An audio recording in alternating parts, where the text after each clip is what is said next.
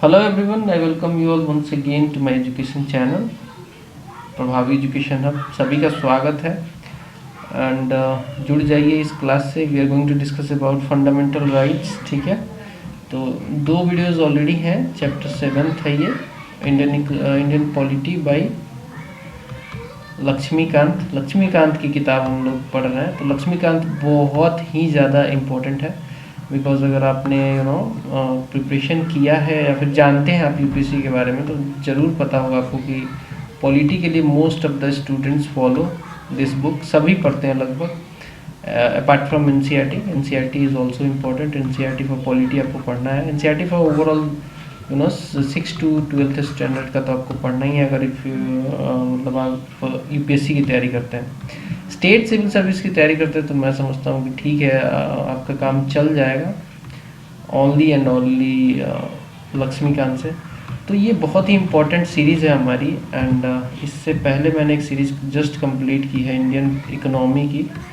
रमेश सिंह की ये किताब है और इसको मैंने कंप्लीट किया है। लगभग 57 आवर्स का टोटल लेक्चर है।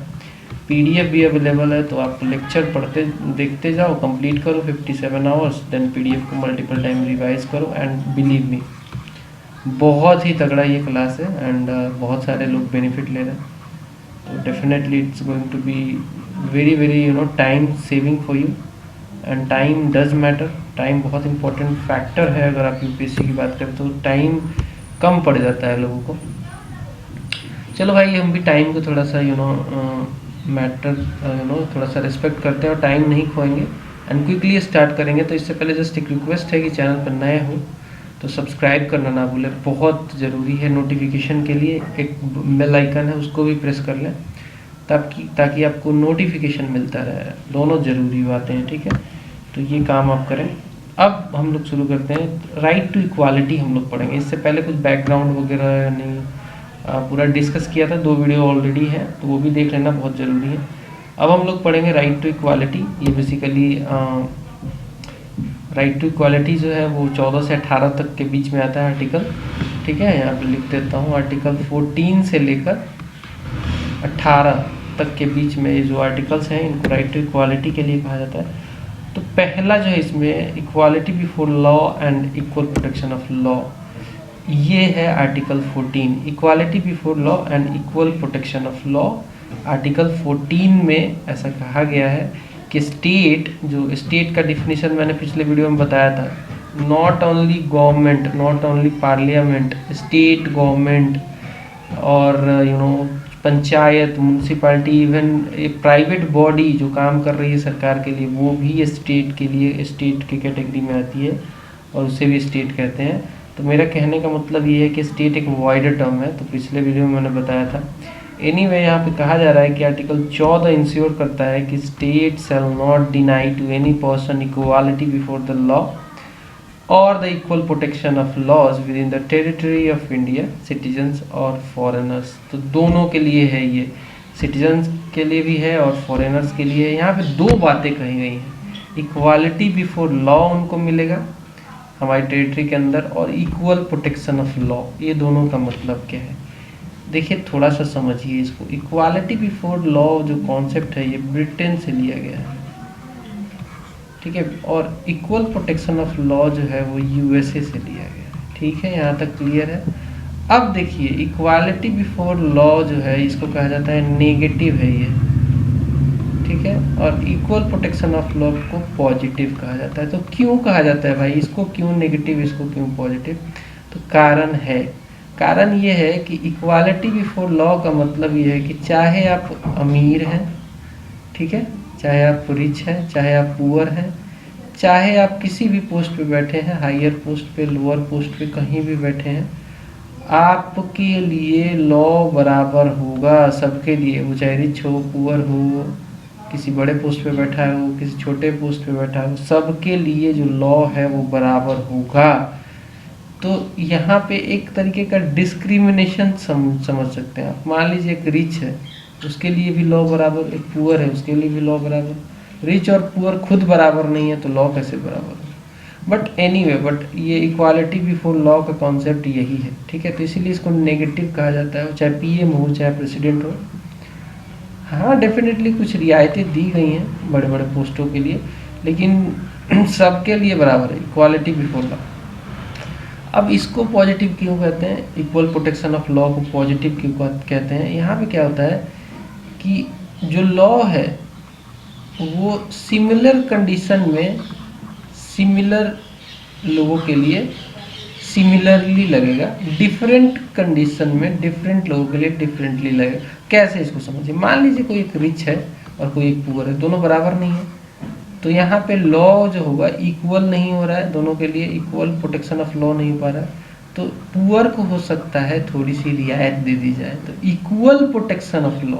यहाँ पे क्या है, यहाँ पे कोई रियायत नहीं थी पुअर को, यहाँ पे थोड़ी सी रियायत दी जा सकती है, बिकॉज ये यहाँ मानना है कि जब एक रिच और पुअर खुद ही बराबर नहीं है तो how can be law equal to them. तो equality, equal protection of law लेंगे हम लोग, इक्वालिटी बिफोर लॉ नहीं लेंगे, ठीक है। तो ये पॉजिटिव एस्पेक्ट है। I hope I am very clear, बात को समझो, ठीक है। ये इसमें क्या है, सबके लिए लॉ बराबर है चाहे कोई भी हो, लेकिन यहाँ पे सबके लिए लॉ बराबर नहीं है, अलग अलग। मान लीजिए दो रिच हैं तो डेफिनेटली दोनों के लिए सेम लॉ लगेगा, लेकिन एक रिच है एक पुअर है तो लॉ अलग अलग लगेंगे, मॉडिफिकेशन किया जा सकता है। तो यहाँ पे ये फैक्टर देखा जाता है कि कौन कैसा है, क्या वो रियली इक्वल है, देन ओनली इक्वल लॉ लगेगा। तो इक्वल प्रोटेक्शन ऑफ लॉ यही है। तो इन दोनों बातों को आपने समझा, यहाँ पे मज़ा आ गया होगा।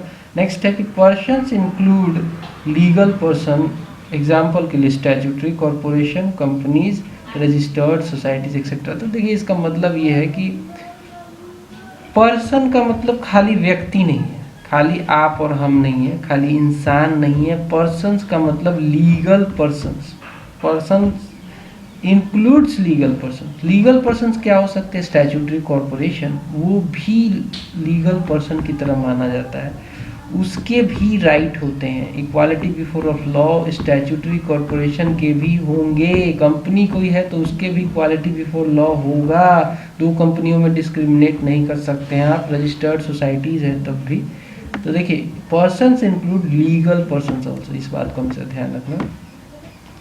नेक्स्ट है इक्वालिटी बिफोर लॉ, एक ब्रिटिश कॉन्सेप्ट है यहाँ पे, absence of any special privileges, मतलब किसी के लिए स्पेशल प्रिविलेज नहीं दिया गया जैसा कि मैंने आपको बताया था। And equal subjections of all persons to the ordinary law, सबको जो सामान्य जो लॉ होगा, कानून होगा, उस सबके लिए बराबर लगेगा, उसमें कोई रियायत नहीं दी जाएगी। No person is above the law, कोई भी व्यक्ति कानून से ऊपर नहीं है, और ये नेगेटिव काइंड ऑफ थ्योरी है ये। नेक्स्ट है इक्वल प्रोटेक्शन ऑफ लॉ, ये अमेरिकन कॉन्स्टिट्यूशन से हमने लिया है। Equality of treatment under equal circumstances, जैसा कि मैंने आपको डिफाइन किया था, वहाँ बताया था कि दो रिच को डेफिनेटली इक्वल लगेगा, लेकिन एक रिच है एक पुअर है तो अलग अलग लगेगा। Then the similar application of the same law to all person who are similar situated, जैसा मैंने अभी बताया just. The like should be treated alike without any discrimination, this is a positive kind of theory, ठीक है। अब rule of law क्या है, rule of law basically equality before law, इस का एक बेसिकली रूल ऑफ लॉ का ही एक एलिमेंट है इक्वालिटी बिफोर लॉ। इसके बेसिकली तीन एलिमेंट है रूल ऑफ लॉ के, और ये रूल ऑफ लॉ जो था वो बेसिकली ये एवी डिके जो है, ये नाम देख लीजिए, एवी डिके ब्रिटिश जूरिस्ट थे, इनकी थ्योरी थी, इन्होंने ही रूल ऑफ लॉ बताया था। तो इसी का एक एलिमेंट है इक्वालिटी बिफोर लॉ। इसके तीन एलिमेंट्स हैं या एस्पेक्ट्स कह सकते हो आप। Absence of arbitrary power, that is no man can be punished except for the breach of law, इसके तीन जो एलिमेंट है उसकी चर्चा करेंगे हम, ठीक है। इसमें कहा जा रहा है कि ऐसा नहीं है कि कानून बेसिकली एक के लिए कम और एक के लिए ज़्यादा लगे, ऐसा नहीं कि कोई कानून किसी पे ज़्यादा किसी पे कम लगे, ऐसा नहीं हो सकता है।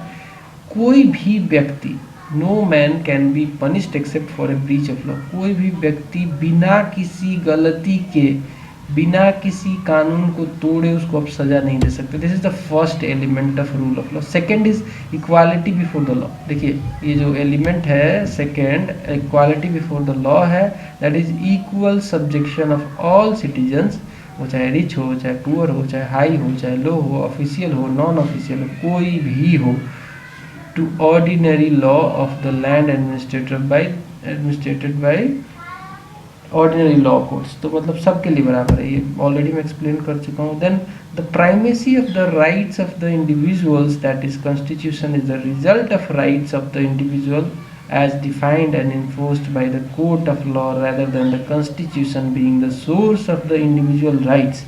The first and the second elements are applicable to the Indian system and not the third one। तो थर्ड को समझना अभी मैं बताऊंगा इसको बड़े डिटेल में। यहाँ पे कहा जा रहा है, यहाँ पे दो चीज़ है, एक तो राइट है, राइट ऑफ इंडिविजुअल, यहाँ पे लिख देता हूँ, कहाँ गया मेरा पेन यार, हाँ यहाँ पे राइट है इंडिविजुअल का, ठीक है, और दूसरा है कॉन्स्टिट्यूशन, ठीक है। तो इसमें कहा जा रहा है रूल ऑफ लॉ में कि जो राइट है ना ये प्राइम है, मतलब इसकी इम्पोर्टेंस ज़्यादा है, इसके वजह से कॉन्स्टिट्यूशन है, ठीक है। The primacy of right of individual that is constitution is the result of rights of individual, इसके वजह से कॉन्स्टिट्यूशन है, ऐसा third element of rule of law कहता है, ठीक है, कहता है, डेफिनेटली कहता है।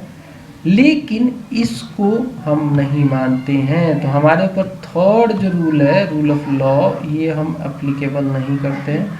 हमारा मानना है कि कॉन्स्टिट्यूशन है तो राइट्स है, ठीक है, कॉन्स्टिट्यूशन है तो राइट्स है, हम राइट्स को प्राइमेसी नहीं देते हैं, याद रखना, हम कॉन्स्टिट्यूशन को प्राइमेसी देते हैं, हम राइट्स को प्राइवेसी नहीं देते हैं, ये क्लियर है, ठीक है। तो ये बात थर्ड जो एलिमेंट है हमारे ऊपर नहीं लगता है। एनीवे आगे बढ़ते हैं। नेक्स्ट जो है, सुप्रीम कोर्ट ने रूल ऑफ लॉ को बेसिक फीचर भी कहा है, हमारे कॉन्स्टिट्यूशन का बेसिक फीचर जिसको आप अमेंड नहीं कर सकते हैं, कॉन्स्टिट्यूशनल अमेंडमेंट एक्ट लगा इसको अमेंड नहीं किया जा सकता है। तो सुप्रीम कोर्ट का मानना है कि रूल ऑफ लॉ जो है वो बेसिक फीचर है हमारी कॉन्स्टिट्यूशन का।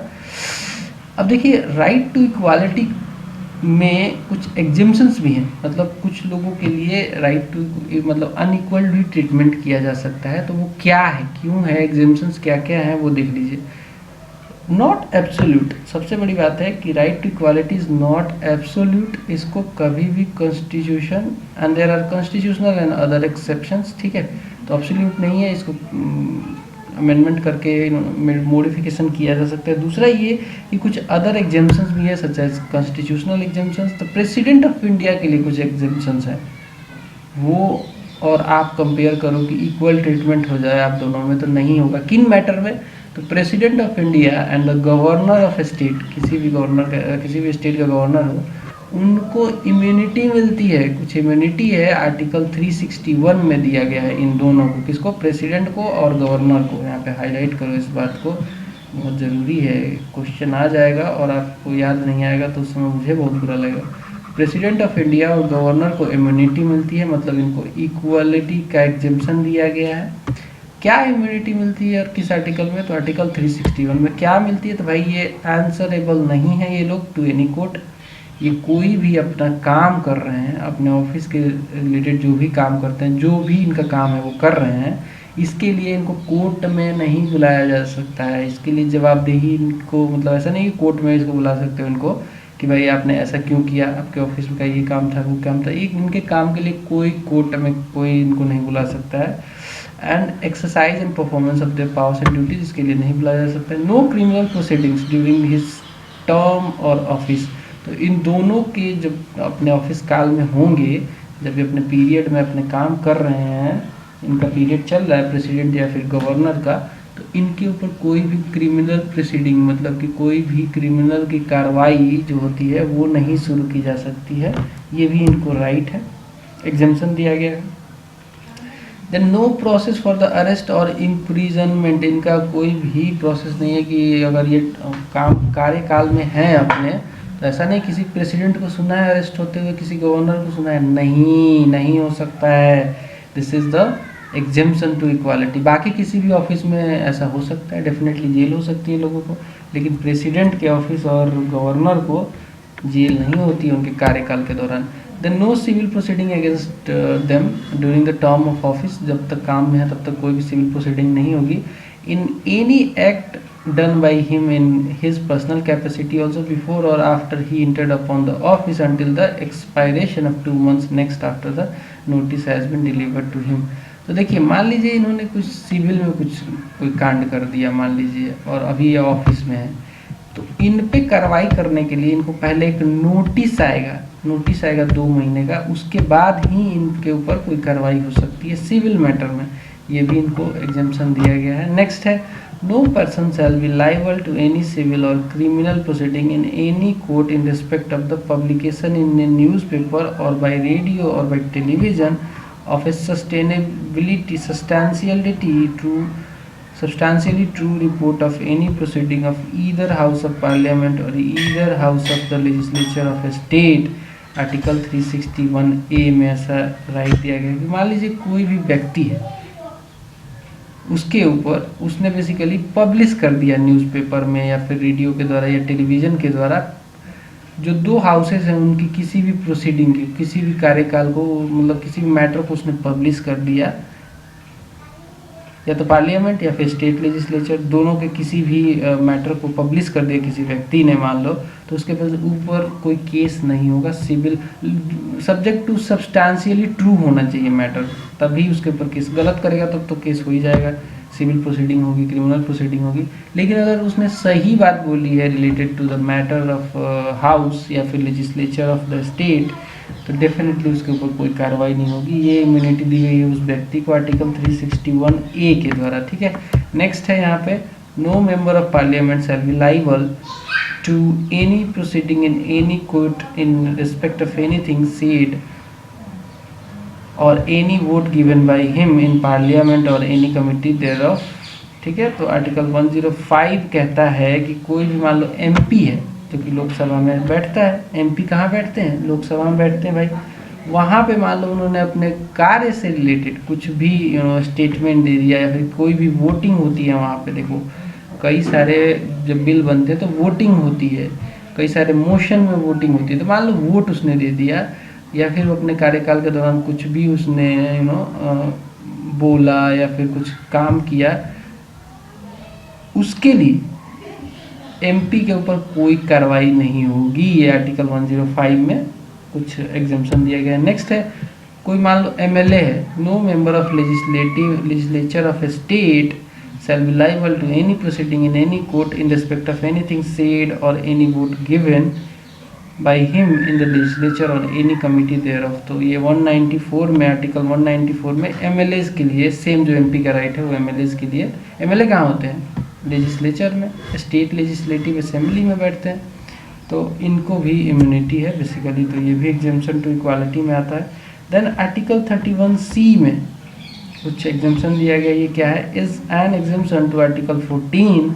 It provides that the law made by the state for implementing the directive principle contained in clause B और clause C of article 39 can not be challenged on the ground that they are violative of article 14। तो पिछला video याद करो, उसमें मैंने बताया था कि आर्टिकल 39 के बी और आर्टिकल 39 के सी पार्ट में बेसिकली कुछ डायरेक्टिव प्रिंसिपल्स के लिए इम्प्लीमेंट कराने के लिए कुछ ऐसे प्रोविजंस आते हैं जो कि फंडामेंटल राइट से इंक्लूड हो जाते हैं, ठीक है, उनके क्लासेस हो जाता है राइट टू इक्वालिटी से, तो इसको भी एग्जेम्पशन दिया गया है अंडर आर्टिकल 31C।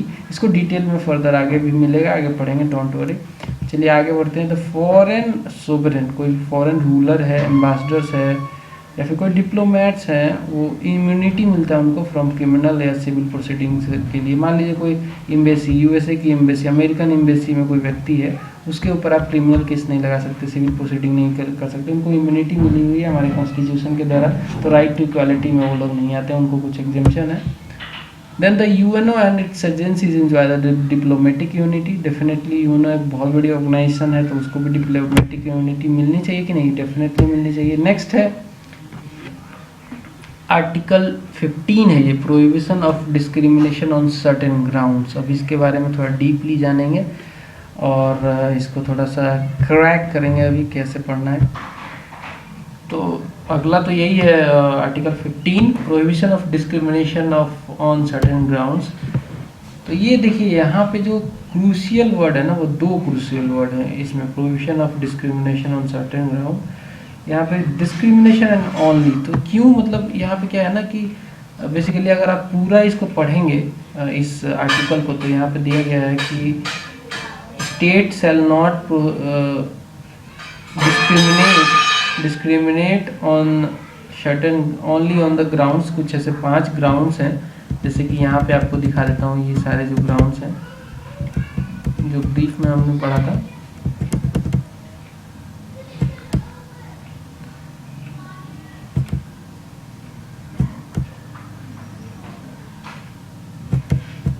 तो यहाँ पे आर्टिकल 15 देखिए, prohibition of discrimination on grounds of religion. ठीक है, यहाँ पे कहाँ गया ये, रिलीजन, रेस, कास्ट, सेक्स और प्लेस ऑफ बर्थ। तो 1 2 3 4 और 5 इसमें जो पॉइंट्स हैं, तो यहाँ पे बेसिकली ओनली लगा हुआ है।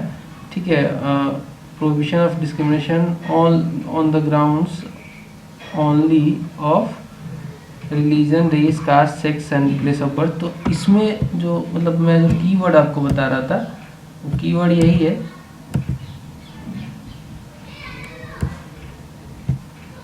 ठीक है, डिस्क्रिमिनेशन एंड ओनली। तो इन दोनों का मतलब है, इन दोनों का मतलब क्या है? डिस्क्रिमिनेशन का मतलब ये है कि कोई भी adverse distinction with regard to और to distinguish unfavourably from others.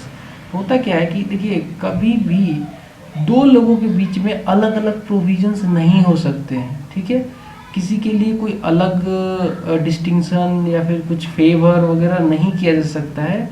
यही होता है discrimination, basically make an adverse distinction with regard to और to distinguish unfavourably from others. तो या तो अगर आप किसी एक को दूसरे को एक या 2 लोगों के बीच में आप अनफेवरेबली एक को ट्रीट कर रहे हो, या तो किसी के लिए आप एडवर्स डिस्टिंक्शन कर दे रहे हो, तो इसी को कहते हैं डिस्क्रिमिनेशन। तो डिस्क्रिमिनेशन अलाउड नहीं है हमारी कंट्री में अंडर आर्टिकल 15। ओनली का मतलब यह है कि डिस्क्रिमिनेशन किया जा सकता है। डिस्क्रिमिनेशन ऑन अदर ग्राउंड्स, जो बाकी जो 5 मैंने दिखाया आपको, उनके अलावा जो अदर ग्राउंड्स है उस पर प्रोहिबिटेड नहीं है, मतलब डिस्क्रिमिनेट उन ग्राउंड पे किया जा सकता है। सेकेंड प्रोविजन क्या है आर्टिकल 15 का? ये फर्स्ट था। ठीक है, सेकेंड प्रोविजन कहता है कि no citizen shall be subjected to any disability, liability, restriction और conditions on grounds only of religion, race, caste, sex और place of birth with regard to access to shops, public restaurants, hotels, places of public entertainment. दूसरा clause में ये है कि the use of wells, tanks, bathing ghats, roads, place of public resorts maintained and wholly और partially by state funds और dedicated to the use of general public. तो इसका मतलब क्या है? देखिए, हिस्ट्री ऐसी रही है हमारी कि शुरू से ही कुछ लोगों के लिए डिस्क्रिमिनेशन हमने शुरू से ही किया है। होता क्या था कि जैसे आपने सुना होगा कि पुराने ज़माने में कई सारे ऐसे वर्ग होते थे समाज के जिनको कुएं का पानी नहीं निकालने देते थे। कई सारे बड़े अपर जो मतलब स्ट्राटा था, अपर स्ट्राटा था उस समय का, वो लोअर स्ट्राटा को कुएं से भी पानी नहीं निकालने देता था। नॉट ओनली कुएं से पानी, बात घाट्स पे जो छोटे जाति के या फिर छोटे लोग थे, जो मतलब जिनको अलग ही कैटेगरी में रख दिया गया था, क्षुद्र टाइप के लोगों को, तो उनको बाथिंग घाट पे नहाने तक नहीं दिया जाता था। इनफैक्ट उनको पब्लिक रेस्टोरेंट्स में आज भी देखा जाता था, मतलब पहले देखा जाता था, अब तो थोड़ा कम है, कि उनको अलाउ नहीं किया जाता था। उनको शॉप्स में जाना मना था, होटल्स में जाना मना था। इन सब चीज़ों को ख़त्म करने के लिए आर्टिकल 15 का दूसरा जो प्रोविज़न है वो बहुत इंपॉर्टेंट हो जाता है कि कोई भी सिटीजन होगा उसको डिसेबिलिटी, लाइबिलिटी रेस्ट्रिक्शंस उसके ऊपर नहीं, कंडीशंस वगैरह नहीं लगाए जाएंगे। वो हर जगह घूम सकेगा, जैसे कि शॉप्स में जा सकेगा, पब्लिक रेस्टोरेंट में जाएगा, होटल में जाएगा, वेल से पानी निकालेगा, कुएं से, टैंक से, देन बाथिंग घाट में नहा सकता है, रोड, प्लेसेस वगैरह कहीं भी घूम सकता है, कोई रिस्ट्रिक्शन नहीं होगा। ठीक है, तो ऐसा आर्टिकल 15 का दूसरा जो प्रोविज़न है वो बताता है हमें। अब इसमें भी 3 एक्सेप्शंस है, 3 एक्सेप्शंस है इस आर्टिकल में। वो कौन कौन से हैं जान लेते हैं। तो पहला ये है कि special provision for women and children. देखिए, वुमेन और चिल्ड्रन एक ऐसा वर्ग है जो शुरू से ही पीछे रहा है शुरू से ही। ये वर्ग ऐसा है कि आज भी हमारी कंट्री मेल डोमिनेटेड है, मतलब पुरुष प्रधान देश है, और महिलाओं को बहुत सारी चीज़ों में पीछे रखते हैं हम लोग। हम लोग का कहने का मतलब ये है कि अभी भी बहुत सारे ऐसे लोग हैं, हम ही आप में से लोग होंगे जो ऐसा करते होंगे, जो महिलाओं को राइट नहीं देते होंगे। चिल्ड्रंस को भी हम लोग कम राइट देते हैं, मतलब उनको बिल्कुल अपने फ़ायदे के लिए यूज़ करना टाइप का यही। तो इनके लिए कुछ रियायत है यहाँ पे आर्टिकल 15 में, जो कि ज़रूरी हो जाती है। स्पेशल प्रोविज़न भी दिया गया है, कुछ advancement of any socially and educationally backward classes of citizens for the scheduled cast and scheduled tribes. तो इनके लिए कुछ रियायतें दी जा रही हैं यहाँ पे वुमेन्स को। वुमेन को जैसे कि आप देखिए तो कैसे डिस्क्रिमिनेट किया जाता है, मतलब कैसे छूट मिलता है। देखिए वुमेन के लिए रिजर्वेशन है, पंचायती राज सिस्टम में जाइएगा तो बहुत सारे स्टेट में 33% रिजर्वेशन है, ठीक है। 33% जो सीट्स होती हैं पंचायती राज इंस्टीट्यूशंस वगैरह में वो वुमेन के लिए है। और ऐसा मानना है लोगों का कि लोकसभा में भी होना चाहिए, लोकसभा में भी 33% वुमेन्स के लिए रिजर्व सीट होना चाहिए, लेकिन नहीं देते हैं हम लोग। क्यों ये देना ज़रूरी है? क्योंकि ये शुरू से ही मतलब पीछे रही हैं महिलाएं, उनको बहुत सारे राइट्स नहीं मिले हैं। तो यहाँ पे आप जैसे है ना कि सेक्स के नाम पे जो यहाँ पे था ना, यहाँ पे देखिए जो है ना यहाँ पे सेक्स में मेल फीमेल हो सकता है, इसमें डिस्क्रिमिनेट नहीं कर सकते, इसके खिलाफ नहीं जा सकते। लेकिन ये स्पेशल प्रोविज़न के द्वारा एक्सेप्शन है वुमेन के लिए, हम लोग यहाँ पे डेफिनेटली रियायत दे सकते हैं। देन कुछ अगर एडवांसमेंट करना है, कोई socially and educationally backward class है, उसके एडवांसमेंट के लिए भी ज़रूरी है ये, तो थोड़ा सा उनके लिए भी रियायत दी जाती है, शेड्यूल्ड कास्ट शेड्यूल्ड ट्राइब्स वगैरह के लिए। कुछ स्पेशल प्रोविज़न है for the advancement of any socially and educationally backward classes of citizens और फॉर द शेड्यूल्ड कास्ट और the scheduled tribes regarding their admission to the educational institutions like private education institution में भी, public में तो है, private में भी है, वेदर एडेड और अनफंडेड बाय स्टेट, ठीक है। तो कोई ऐसा कंडीशन नहीं है कि वो चाहे सरकार के द्वारा उसको मदद मिली है कि नहीं मिली है, डेफिनेटली उनको रियायत मिलेगी। कुछ जो सोशली एंड एजुकेशनली जो बैकवर्ड क्लास है उनको डेफिनेटली मिलेगी, ठीक है। नेक्स्ट है 93rd अमेंडमेंट एक्ट हुआ था 2005 में, ये आया था। इसमें बेसिकली सेंट्रल एजुकेशनल इंस्टीट्यूशंस में reservation in admission act 2006 pass करके 27% कोटा दिया गया था ओबीसीज के लिए in all central higher educational institutions. तो देखिए ये अमेंडमेंट एक्ट बहुत इंपॉर्टेंट है, 2005 में आया था, कॉन्स्टिट्यूशन को हमने अमेंड किया था। और जो हायर एजुकेशनल इंस्टीट्यूशंस हैं वहाँ पे ओबीसी के लिए 27% कोटा हमने इसके द्वारा दिया है। तो ये भी एक एक्सेप्शन है। एक्सक्लूड बट हमने क्रीमी लेयर को हटा दिया है यहाँ पे। क्रीमी लेयर क्या होता है? मान लीजिए ओबीसी में भी हर बंदे को मतलब एजुकेशनली वो पीछे नहीं है, एंड फाइनेंशियली इकोनॉमिकली भी वो पीछे नहीं है। बहुत सारे ऐसे ओबीसी वाले लोग हैं जो कि हायर पोस्ट पे बैठे हैं, बहुत सारा पैसा है, तो उनको क्रीमी लेयर मान के उनको क्राइटेरिया क्रीमी लेयर में डाल के उनको रिजर्वेशन से वंचित किया जाता है, उनको नहीं दिया जाएगा यहाँ पे, ठीक है। तो क्रीमी लेयर के लिए ये नहीं, क्रीमी लेयर में जो लोग हैं उनको ये सब फ़ायदा नहीं मिलेगा। नेक्स्ट है क्रीमी लेयर है क्या?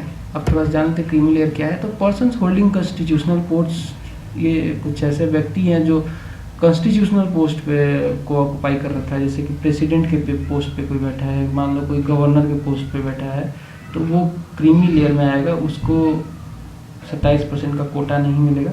नेक्स्ट है कि जब ग्रुप ए में कोई सर्विस कर रहा है या फिर क्लास 1 की सर्विस कर रहा है, ग्रुप बी में कर रहा है, क्लास 2 के ऑफिसर है, या फिर कुछ इक्विवेलेंट पोस्ट में है लोग, पीएसयू जिसको कहते हैं पब्लिक सेक्टर अंडरटेकिंग्स में, या फिर बैंक्स में, इंश्योरेंस ऑर्गेनाइजेशन में, यूनिवर्सिटीज़ में, या फिर प्राइवेट एम्प्लॉयमेंट में ही क्यों ना हो, ऐसे पोस्ट पे बैठे हैं जो कि काफ़ी बड़ा है, class A class B type का है, तो उनको भी यहाँ पे नहीं मिलेगा कोटा, और उनको क्रीमी लेयर में रखा जाता है। देन क्रीमी लेयर में कुछ सेना के अधिकारी भी आते हैं, जैसे कर्नल रैंक से ऊपर है कोई, rank of colonel and above, colonel rank और उससे ऊपर का जो भी रैंक है आर्मी में, एंड सेम उसके इक्विवेलेंट बाकी सेना में, जैसे कि एयरफोर्स और नेवी में।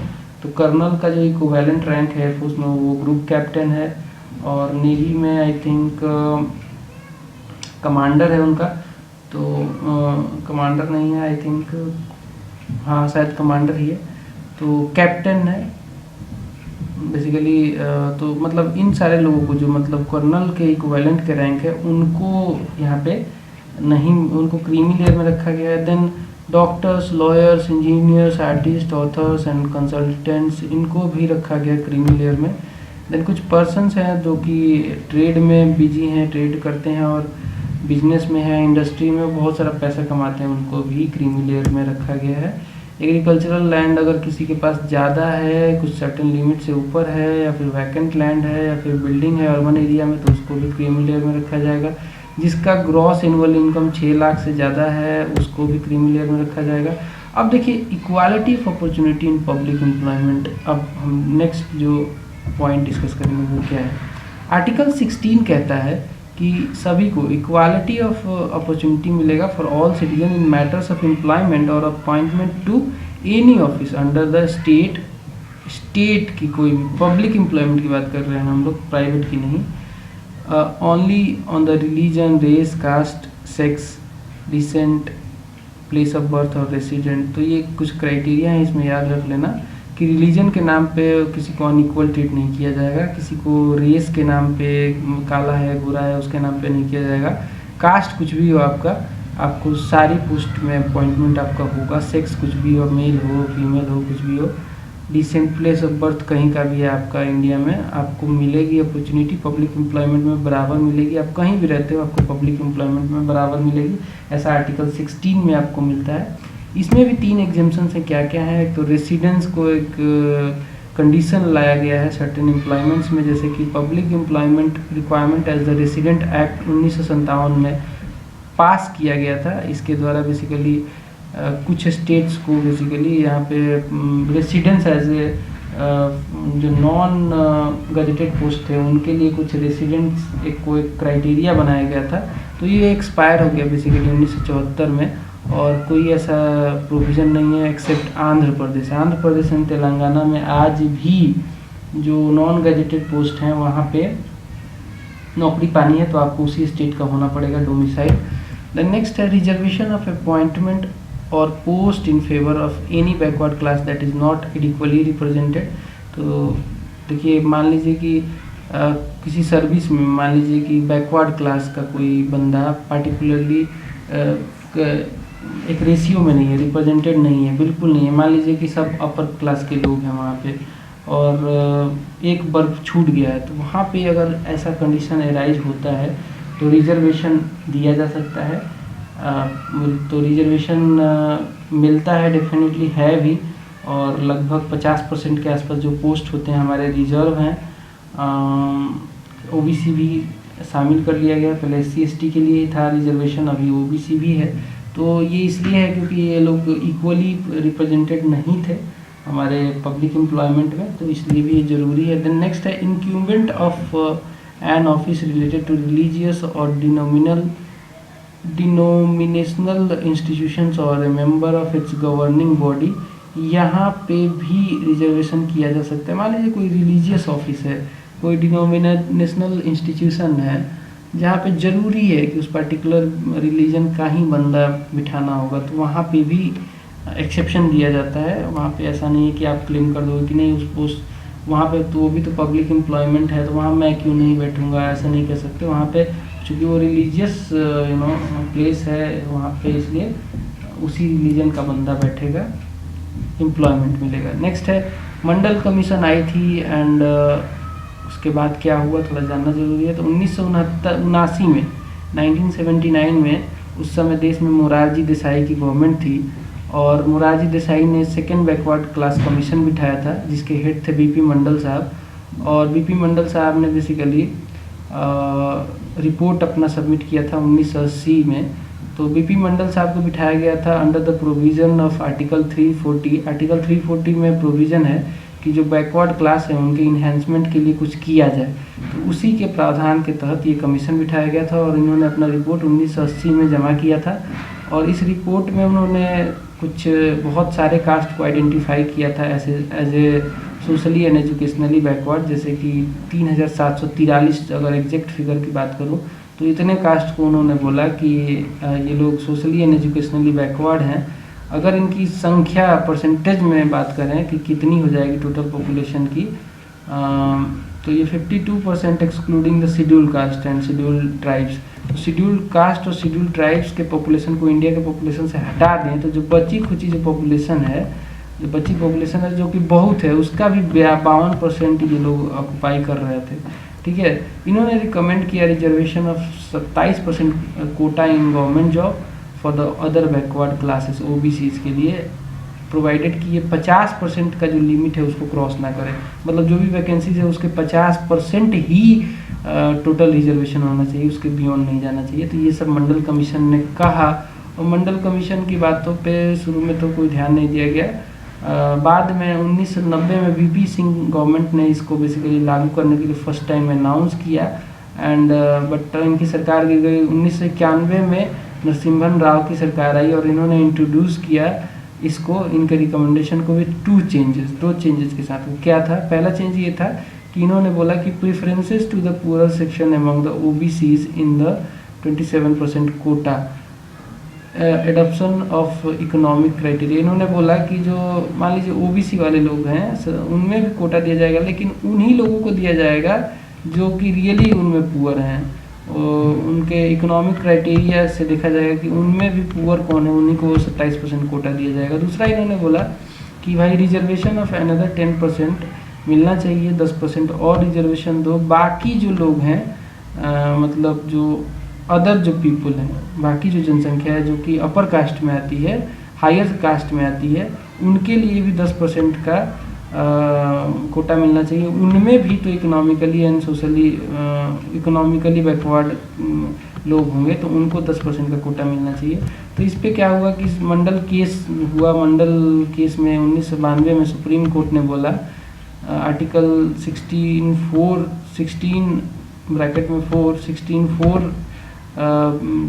बेसिकली ऐड हुआ और कोर्ट ने रिजेक्ट कर दिया 10% का जो क्राइटेरिया इन्होंने दिया था कि जो बाकी लोग हायर कास्ट उनको मिलना चाहिए, उसको रिजेक्ट कर दिया कोर्ट ने, सुप्रीम कोर्ट ने। और लेकिन उसने कहीं ना कहीं 27% जो रिजर्वेशन था ओबीसी के लिए उसको अपहेल्ड किया, उसको मान दिया सुप्रीम कोर्ट ने। और सुप्रीम कोर्ट ने ये भी बोला कि क्रीमी लेयर को नहीं मिलना चाहिए, क्रीमी लेयर को एक्सक्लूड करना चाहिए इससे। और सुप्रीम कोर्ट ने ये भी कहा कि नो रिप्रेजेंटेशन इन प्रमोशन में कोई भी रिजर्वेशन नहीं होना चाहिए, no reservation in promotion. Existing जो रिजर्वेशन है जो प्रमोशन में चल रहे हैं उनको 5 साल तक के लिए कंटिन्यू किया जा सकता है, यानी कि अप टू 1997 तक कंटिन्यू किया जा सकता है। सुप्रीम कोर्ट ने ऐसा भी कहा है कि टोटल जो कोटा है वो 50% एक्सीड नहीं करना चाहिए। उन्होंने ये भी कहा कि कैरी फॉरवर्ड रूल को जो है वो बैकलॉग जिसको कहते हैं, मान लीजिए कई बार क्या होता है कि जो कोटा है वो पूरा नहीं होता है, जो बैकवर्ड क्लास के लिए कोटा रहता है वो भी पूरा नहीं होता है, तो क्या उसको कैरी फॉरवर्ड करना चाहिए? तो उन्होंने बोला हाँ it is valid but it should not violate 50%। मतलब कि कैरी फॉरवर्ड करो लेकिन अगले साल ऐसा ना हो कि ये फिर 50% के कोटा को अगेन वायलेट कर दो। तो सब्जेक्ट टू 50% वाला बोला कि कैरी फॉरवर्ड आप कर सकते हो, लेकिन अगर 50% को क्रॉस करेगा तो कैरी फॉरवर्ड नहीं कर सकते आप। देन नेक्स्ट है permanent statutory body should be establish. Supreme court ने ये भी बोला था, अपने रूलिंग में कहा था कि परमानेंट स्टैट्यूटरी बॉडी बनाकर उस बॉडी को ये टास्क दिया जाएगा कि वो देखेगी कि भाई किस पर्टिकुलर समाज के वर्ग को एक इंक्लूड करना चाहिए रिजर्वेशन में और किसको एक्सक्लूड करना चाहिए। तो ये दोनों मैटर को देखने के लिए परमानेंट स्टैट्यूटरी बॉडी को रिकमेंड किया था। गवर्नमेंट ऑफ इंडिया ने रामनंदन कमेटी बिठाई इस वर्डिक्ट के बाद, इतना सब होने के बाद रामनंदन कमेटी बैठी और रामनंदन कमेटी ने कुछ क्रीमी लेयर को आइडेंटिफाई किया। क्रीमी लेयर को आइडेंटिफाई करने के लिए ये कमेटी बैठी थी और इन्होंने अपना जो रिपोर्ट है वो 1993 में सबमिट किया था और इसको एक्सेप्ट कर लिया था गवर्नमेंट ऑफ इंडिया ने। तो national commission for backward classes government of India ने इस्टेब्लिश किया 1993 में और इसको टास्क दिया गया कि inclusion exclusion of particular society, particular जो कास्ट है उसको ओबीसी में इंक्लूड करना है, एक्सक्लूड करना है कि नहीं रिजर्वेशन के लिए, इसको ये टास्क दे दिया गया। देन 77वां अमेंडमेंट एक्ट भी लेके आई सरकार 1995 में। इसको इसलिए लाया गया था क्योंकि कई सारे जो जुडिशरी के रूल थे वो सरकार नहीं मान रही थी और उसमें चेंज करना चाह रही थी। तो ये रूल आया, ये अमेंडमेंट एक्ट आया, कॉन्स्टिट्यूशनल अमेंडमेंट एक्ट था ये 1995 में। इसमें नए प्रोविज़न जोड़े गए आर्टिकल 16 में, और स्टेट को मतलब सरकार को ये पावर दिया गया कि भाई वो प्रोवाइड कर सकता है for the reservation in promotion also. तो जो बोला था सुप्रीम कोर्ट ने कि प्रमोशन में रिजर्वेशन नहीं होना चाहिए, तो इस वजह से इनको अमेंडमेंट लाना पड़ा और इन्होंने फिर प्रमोशन में भी रिजर्वेशन को कंटिन्यू किया। देन 85वां अमेंडमेंट एक्ट लाई सरकार अगेन 2001 में, और ये इसलिए लाया गया ताकि कंसिक्वेंशियल जो सीनियरिटी है जो कि कंसिक्वेंस में बनती है in the case of promotion by virtue of rule of reservation for the government servants belonging to SCs and ST with retrospective effective from June 1995। तो ये भी अमेंडमेंट एक्ट बहुत इंपॉर्टेंट है। देन 81st अमेंडमेंट एक्ट आया था 2000 में, जिसने basically सरकार ने ला के इसको जो 50% का सीलिंग था रिजर्वेशन इन बैकलॉग वैकेंसी उसको ख़त्म कर दिया। मतलब बोला गया कि जो बैकलॉग है, जो कैरी फॉरवर्ड रूल है, जो बैकलॉग है वैकेंसीज की, अगर वो वायलेट भी करती है 50% सीलिंग को तब भी उसको कैरी फॉरवर्ड किया जाएगा। देन 76वां अमेंडमेंट एक्ट लाके 1994 में सरकार ने बेसिकली प्लेस कर दिया Tamil Nadu reservation act 1994 in the 9th schedule to protect it from judicial review as it provided for 69% of reservation far exceeding the 50% ceiling। अब देखिए शेड्यूल 9 में जो भी एक्ट आते हैं उसके ऊपर पावर नहीं रहता है सुप्रीम कोर्ट का, उसको रिव्यू नहीं कर सकती है। तो चूंकि उस समय क्या हो रहा था कि तमिलनाडु में जो रिजर्वेशन था वो 50% क्या कहें, वो 69% रिजर्वेशन वो लोग देते हैं, अभी भी देते हैं। तो इसको प्रोटेक्ट करने के लिए सरकार ने 1994 में ही एक अमेंडमेंट एक्ट लाया और इसको जो तमिलनाडु रिजर्वेशन एक्ट है इसको डाल दिया 9th शेड्यूल में।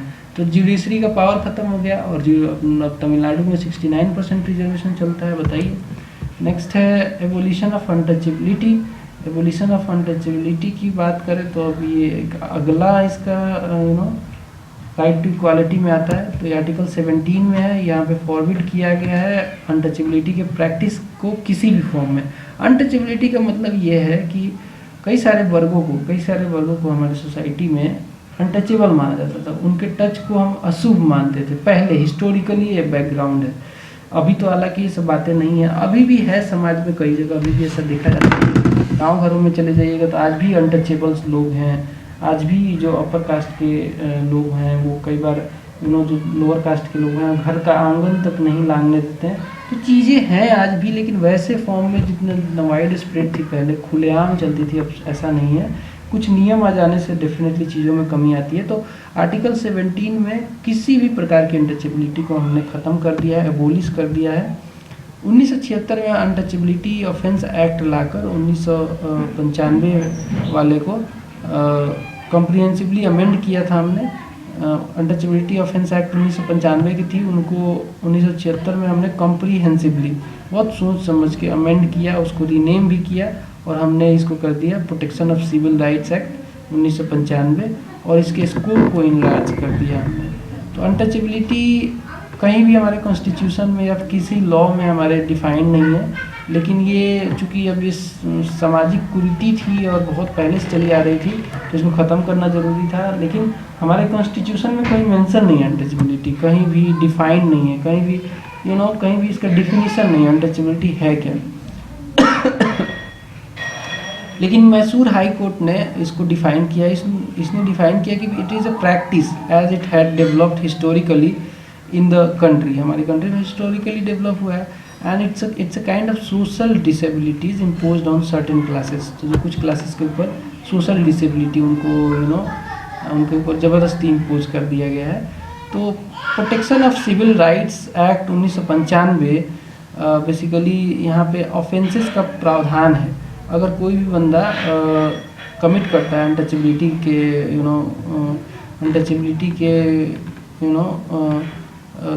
को कमिट करता है, ये क्राइम करता है, तो उसको 6 महीने तक का जेल हो सकता है या फिर 500 रुपये उसको जुर्माना देना पड़ेगा अप टू 500, या फिर दोनों करना पड़ेगा, उसको डिस्क्वालीफाई कर दिया जाएगा for election to the parliament और स्टेट।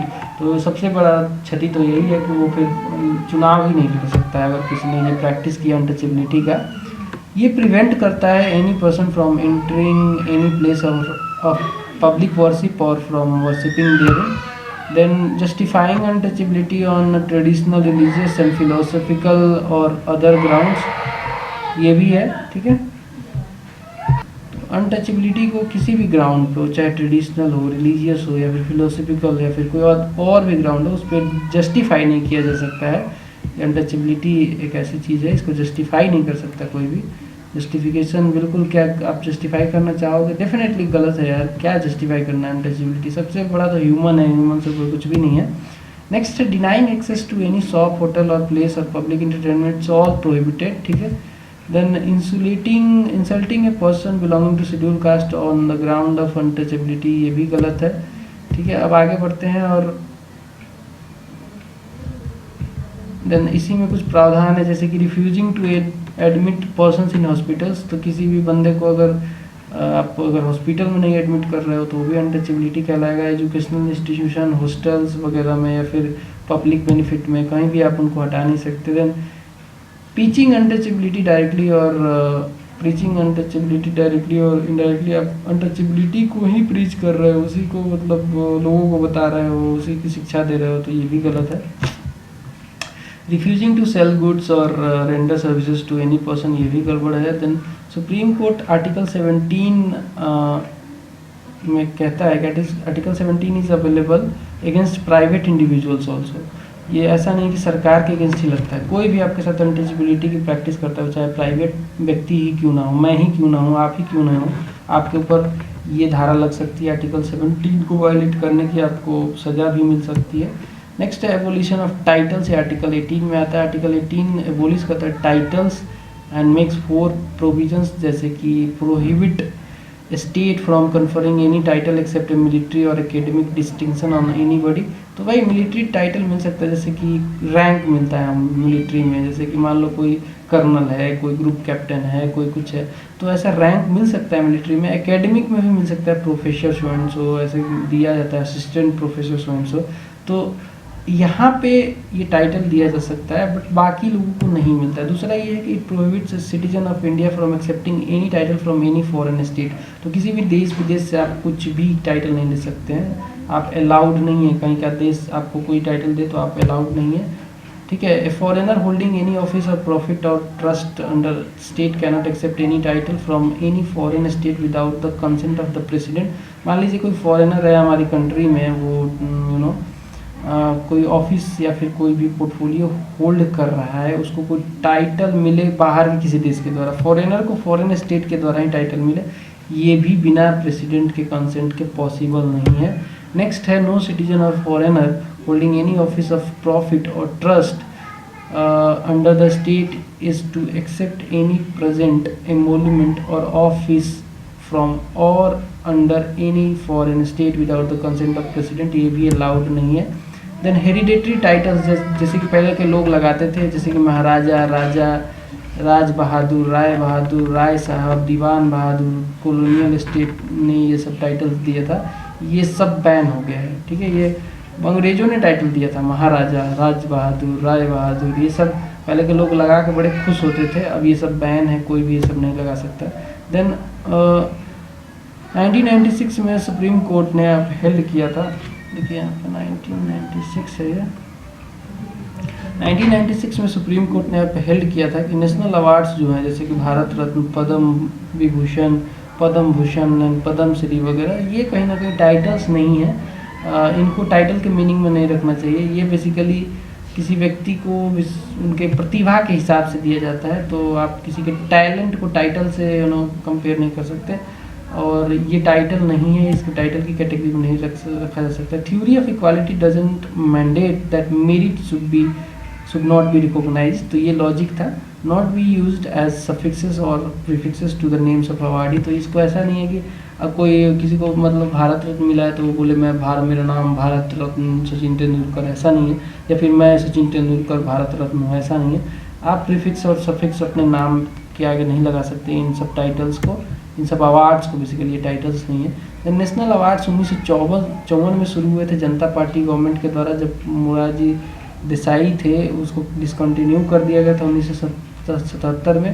तो 1954 में ये शुरू हुआ था, कांग्रेस ने डेफिनेटली शुरू किया था और मोरारजी देसाई की सरकार ने इसको डिसकंटिन्यू कर दिया था 1977 में। बट अगेन जब इंदिरा सरकार आई 1980 में तो इसको अगेन अडॉप्ट कर दिया, रिवाइव कर दिया। तो ये सारा कुछ क्लास था जो कि फंडामेंटल राइट में राइट टू इक्वालिटी से रिलेटेड था, राइट टू इक्वालिटी से रिलेटेड था। यहाँ पे ये राइट टू इक्वालिटी ख़त्म होता है, आगे बढ़ेंगे और दूसरा पार्ट कवर करेंगे अगले वीडियो में। तब तक के लिए नमस्कार। अगर चैनल पे अभी भी आप नए हो तो सब्सक्राइब जरूर कर लेना, बेल आइकन को जरूर प्रेस कर लेना। बाय।